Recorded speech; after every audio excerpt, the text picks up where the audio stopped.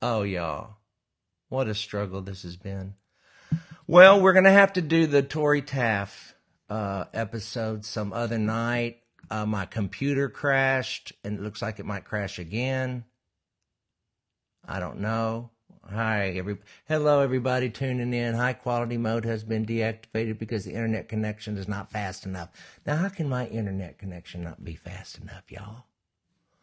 Well, all right. Listen, I promise you, we're going to have Tori back on when we can get a good Wi-Fi signal. This is live broadcasting. But I'm glad you're tuning in. Hello, Shannon, Dale. And I also want to tell you that next week, we're finally going to have Dusty Wells on the show. Dusty Wells, my buddy Dusty. And he hopefully is going to have a good Wi-Fi signal. And I'm going to find out what I got to do to make mine better. There's no bad weather here. Who asked me that? Who's that? Yep, is weather bad there? No, Pam. Look at there, Pam. No, there's no bad weather here. But evidently, the signal is not good tonight. And there's coming a day, though, when it is going to be Wi-Fi crazy everywhere. Where we won't have these little problems. In 10 years, we'll look back on this like we do the rotary phone. Isn't that something? Well, anybody? Hey, let's pray for this lady. She's who asked us. HSB Tarek asked us to pray for her boys, age 15, who have severe ADHD. Pray for them and Tourette's. Hello, LaDonna Yates. Hello, Ruth Boswell. It's 3 a.m. in England now, and I'm still with you, Mark and Tori. Oh, Tori my computer crashed, Ruth. I love England. You know what I love about England? Fish and chips. I love the fish and chips, and I love the Indian food. I discovered Indian food over there in England. That's where I first had my first Indian food. Thank you, Ruth. I'm glad you're with us at 3 a.m. in the morning. I hope you don't have to work tomorrow. Hello, Karen Hogan, Paula Shepard, Belinda Nuttall, listening from Jonesboro, Tennessee. Thank you, Sherry. Thank you, Diana Akins-King. Let it go. You're frozen. Oh, am I still frozen?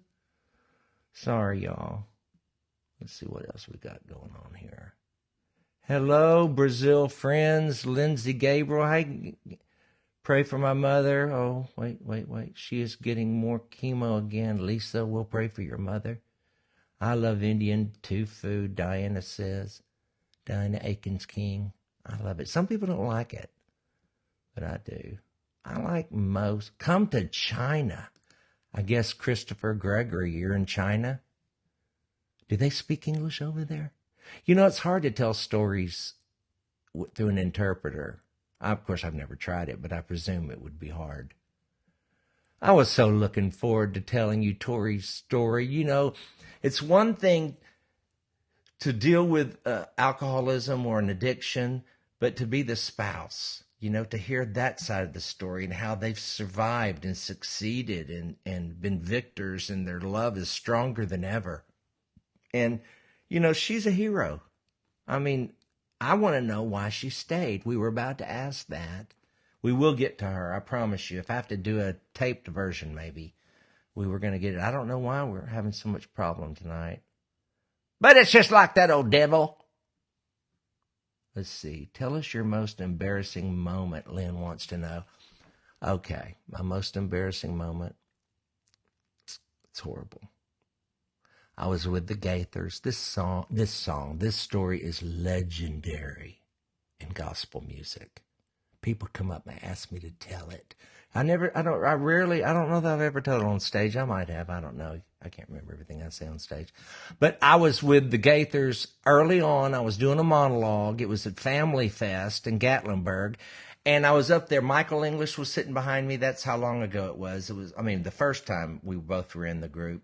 He was sitting way right behind me, and I was up telling the story. This is when Bill would still let me tell stories. That was before we started doing our back and forth dialogue stuff we created. But anyway, I'm up there telling some story, and I hear from the audience, Your face is going to stick like that. Well, several things you need to know.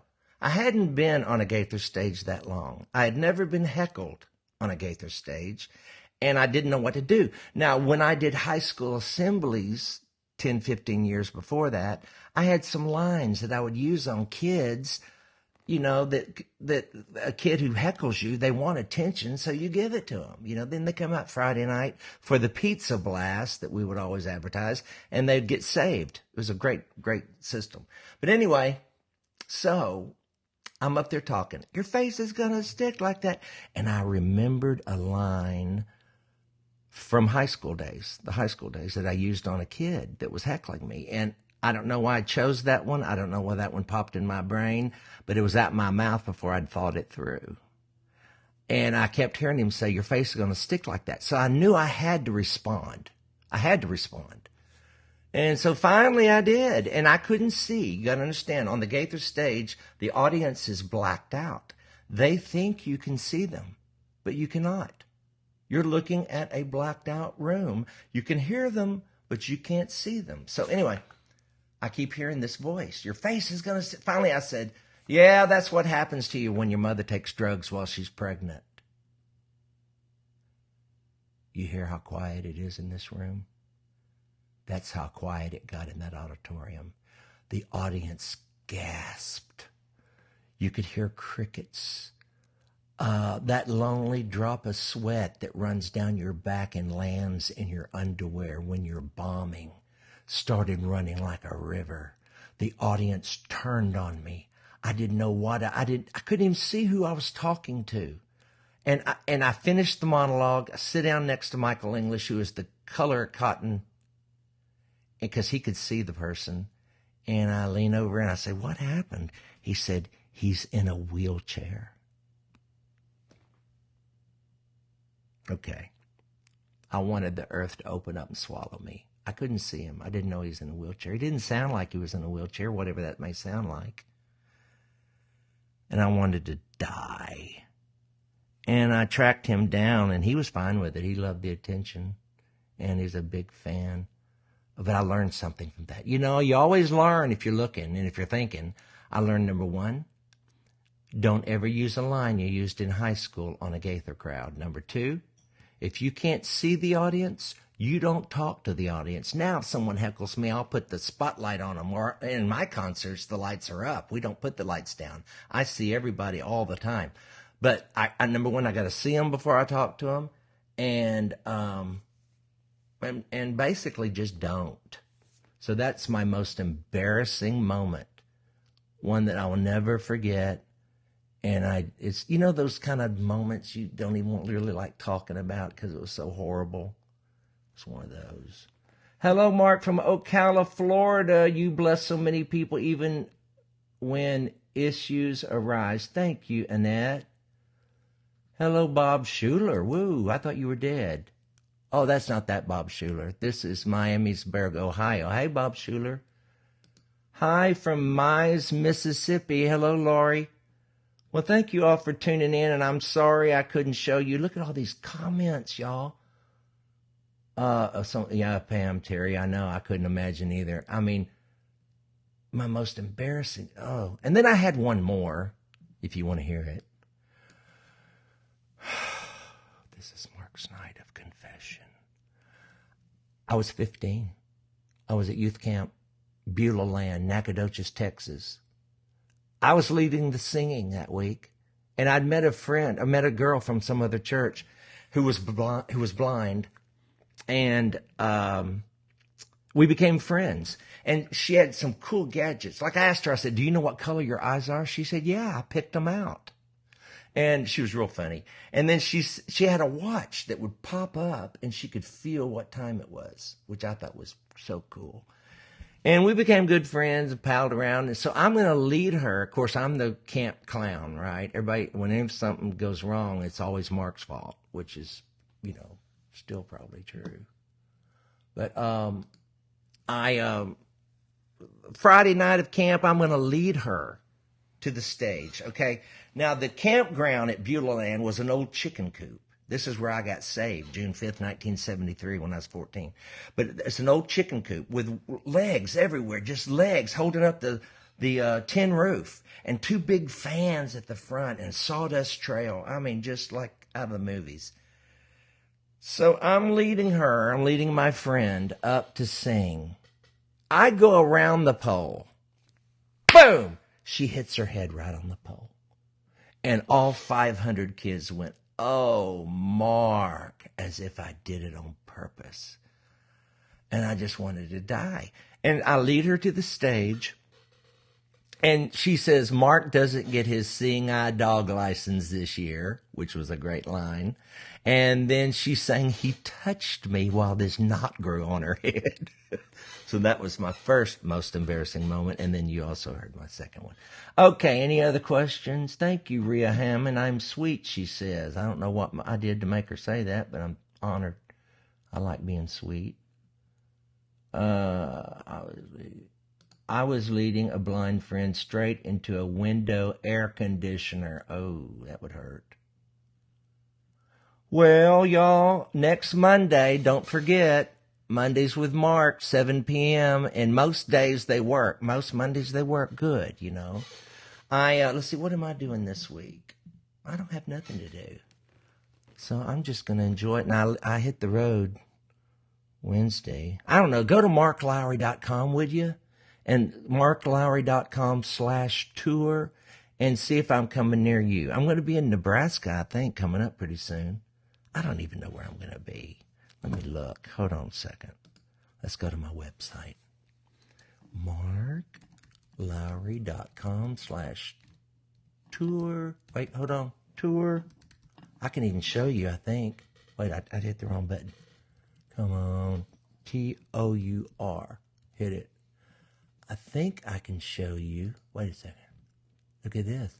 I can show you my page. And then if I slope down here, let's see what. Oh, I can't see what I'm doing though. Oh, I'm going to be May 4th, Friday, May 4th. I'll be in Kearney, Nebraska at New Life Church, 7 p.m. You can go to marklowry.com/tour for tickets. And then May 5th, I'll be, this Saturday, I'll be with the Gaithers in Grand Prairie, Texas. And then the next week, Port Huron, Barberton, Ohio, Dayton, Ohio. So come on out, y'all. Share this. What does that say back there? Your computer was restarted. Yeah, I know. There was a problem. It crashed on us. What I go through to carry the gospel. I love you guys. Thank you for tuning in. I'm sorry it was a short show. I tell you what, let's do. Since we couldn't have Tori on the show, let's end with a Russ Taff song. I love you guys. 2, 3, 4.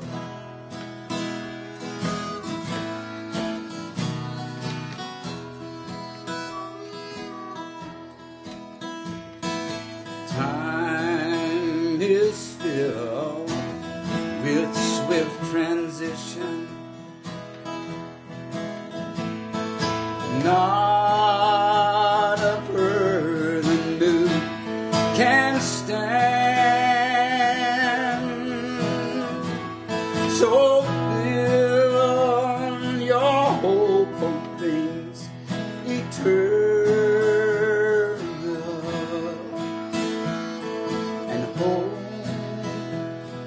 God's unchanging hand.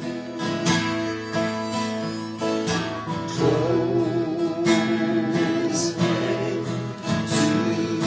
God's unchanging hand. Hold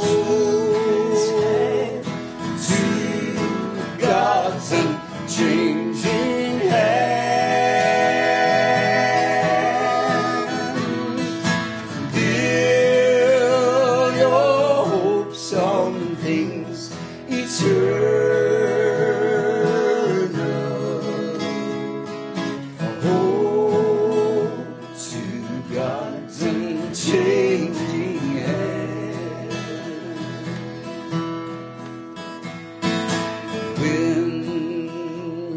Journey here is ended.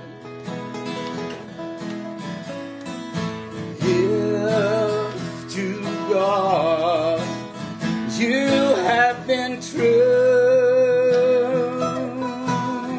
all fair and bright, your home in glory. You're enraptured, so will you. So hold this way to God's unchanging hand. Hold to God's unchanging hand. Build your hopes on things eternal and hold to God's unchanging hand.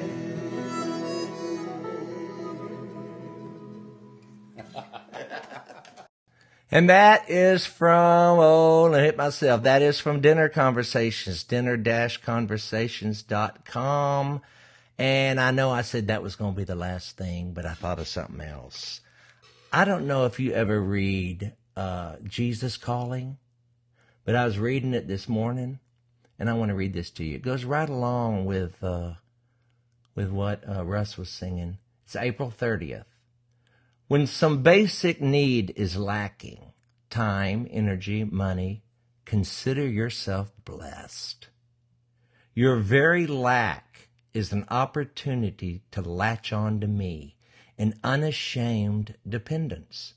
When you begin a day with inadequate resources, you must concentrate your efforts on the present moment. Let me read that again. When you begin a day with inadequate resources, you must concentrate your efforts on the present moment. Isn't that the truth? This is where you are meant to live. Isn't that good? This is where you're meant to live, right in the present moment. Wait, where was I? This is where you are meant to live, in the present. It is the place where I always await you. Awareness of your inadequacy is a rich blessing. Ooh. Awareness of your inadequacy is a rich blessing. Training you to rely wholeheartedly on me. The truth is that self-sufficiency is a myth perpetuated by pride and temporary success. Health and wealth can disappear instantly, as can life itself. Rejoice in your insufficiency. Know that my power is made perfect in weakness. I love this Jesus Calling. And then she adds scriptures to back up what she's written, this lady who wrote this. Consider it pure joy, my brothers, whenever you face trials of many kinds, because you know that the testing of your faith develops perseverance, James 1, 2, and 3. And he said to me, my grace is sufficient for you, for power is perfected in weakness. Most gladly, therefore, I will rather boast about my weaknesses, so that the power of Christ may dwell in me. Isn't that the truth? We're all a pack of freaks. It's time to admit it. We're all weak. We're all broken. We're nothing without Jesus. And if you don't know him, oh my goodness. I remember what Buck Rambo said years ago on an old Rambo record. He said, if you don't know the Lord, you're living beneath your privilege. And you know, it doesn't make you perfect. It doesn't make you better than anybody else. It just makes you forgiven. And if you believe that Jesus died on the cross and rose from the dead, you will be saved. That's what the Bible says. I didn't say it. That if you will confess with your mouth the Lord Jesus, the scriptures say, and believe in your heart, God has raised him from the dead, you will be saved. Isn't that good news? Hey, Don Easterling from Kentucky, Teresa Locke, Hannah Gadledge, Jonathan Stamper, Karen Calabrese. She asked, let me put that up there. She said, is that an app? Yes, Jesus Calling is an app. And it gives you a devotion every day. and as if the Lord is speaking to you. And it sounds like stuff he'd say, if you ask me. All right, I love you guys. This is so much fun. I love this. I love getting with you on Monday nights. I love that we can reach more people sitting here in my bedroom / studio / office than I can on a tour bus. Because look at all of you. How many are out here? And there'll be thousands before this is over, before this finishes. And I'm sorry it was such a boring night. I'll try to be more entertaining next Monday. Of course, Dusty will be here telling his story, and it's a great story of Jesus just finding him. I mean, and it was through gospel music, which is kind of cool. The music really... I still need to get me some WD-40 down there. All right, I love you guys. Bye.